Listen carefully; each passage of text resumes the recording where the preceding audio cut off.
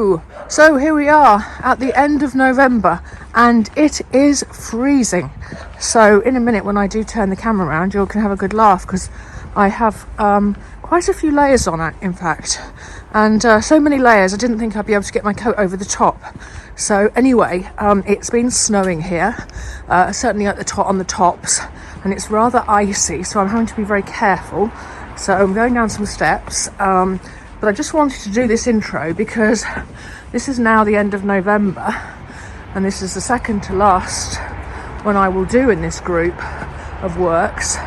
And I think you can see now, get some glimmers of the snow-covered moors, which actually look rather stunning, even though it's bitterly cold. And I'm going to do my mark making probably a little bit quicker than usual now that it's so cold. I have my fingerless gloves on, but I'm not sure that's going to be enough because I think we've got probably -3 here, maybe -2. I just wanted to show you. It does look rather spectacular, doesn't it? So there we are.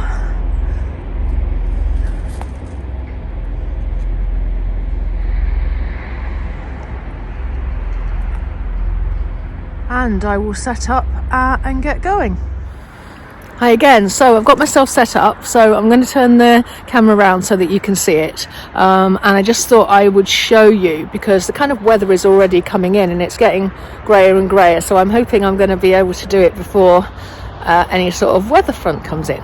So we'll see how we go. Okay, so I've got my usual setup. So I've got my A2 sheet of thick cartridge paper, which is 220 gram, clipped onto the board. And I've got in the box there's still some pencils, a graphite stick, these are Inktense pencils. I've got my usual inks. I've got the mahogany ink I was using last winter back again. I managed to get some more of that. And I've got some acrylic paints and some spray water. And there's my little book that I write my notes in. Okay, so I'm going to get going. Okay, so I usually start these works by spraying the paper. I find that this helps both acrylic paint, which is what I'm using here. I'm using Payne's Grey acrylic paint, and it also inks. It helps both of those to move through the paper. And with the paint, it helps to soften the edges, and with the inks, it just creates really lovely effects. As you can see here now, I'm putting down the mahogany ink, and I let it do its thing. I spray over it. I, move the board around to get the movement. And what I'm now doing is adding more acrylic paint, which is a burnt sienna paint. And I'm just using a brush to move it across the paper. And you can see that's a bit drier. I'm getting much harder edges than the first one, and now I'm spraying it to soften it. So there's various things that you can do, but I think using the spray really helps. Now I'm using graphite pencil. I use a variety of lines, and that's really what I'm after. I'm after quality, variety in terms of the thickness of line, the type of line, the direction of line. What I'm using now is compressed charcoal. I use this quite a lot in this type of mark making. It creates lovely dark, rich marks, and I'm using it here to create edge lines. And then I'm using my wiggly line that I really enjoy using. Often the marks the thing I'm using here, by the way, is the edge of a card because I forgot my palette knife. And actually the edge of a card, as you can see, works really well to create those lines. And what I was and this is the acrylic ink again. And this is a lovely turquoisey, greeny ink that I use, and it's from Liquitex. I find Liquitex inks really good quality and very vibrant. And what I'm now going to do is work over my pencil lines, and I'm using Inktense pencils.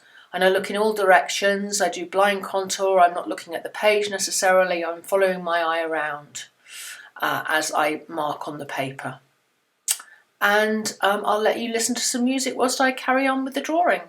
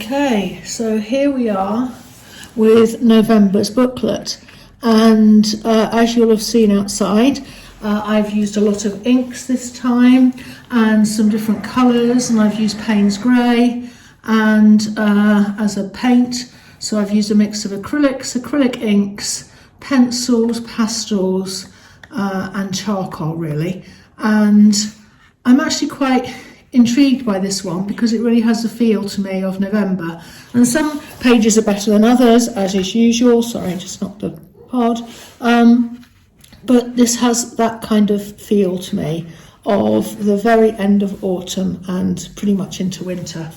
So this is the first page, and then it continues. It's so interesting, the serendipity and the interesting effects you get when you fold it, of marks coming in from the side, one's shooting off like this one, and I do like that about the approach of folding. You get a kind of a braver composition maybe than you would do if you did it by choice, and that's what I really love about these. And of course they're incredibly useful for the development of paintings in that respect, and the variety of marks is really helpful as well. So that's that one. This one quite different, a real sort of swoosh.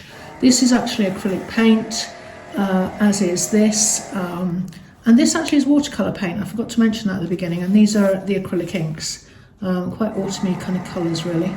I love the way, as I was saying on the previous page, how marks just kind of hang in from the edge or shoot off from into across the edge, and have a feeling of a dynamic feel to them.